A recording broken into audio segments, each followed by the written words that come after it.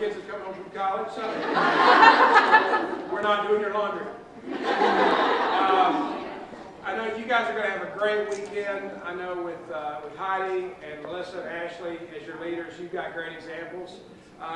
Ashley asked me just to share briefly, because I think one of the topics you're going to touch on this weekend is the subject of lighthouses. And last year at leadership, we talked about lighthouses a little bit and what lighthouses do. Whether you just started on this journey with 31 or whether you found yourself moving into leadership, you're going to find opportunities in your life to be a lighthouse in someone else's life.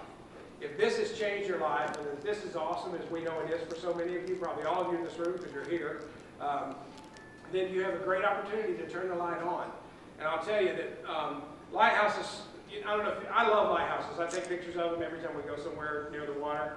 But lighthouses serve a really, really special purpose. They're there to lead people into a place of solid ground, a safe harbor, a safe haven when things get a little murky. And I know sometimes if you're January, it's not really what you want for January to be, you get a little nervous and you get a little uptight. You've got to remember that you've been appointed to be a lighthouse in somebody's life, not a dark house.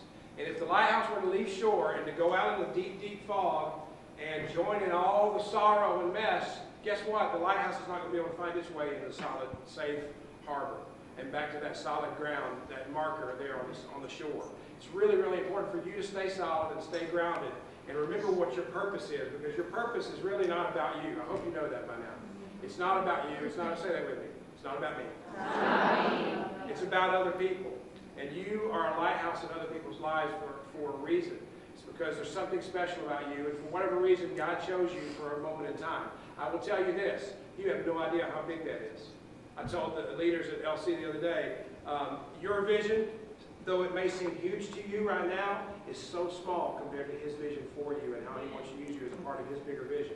If you don't believe that, it's okay, you'll find out, you'll figure it out.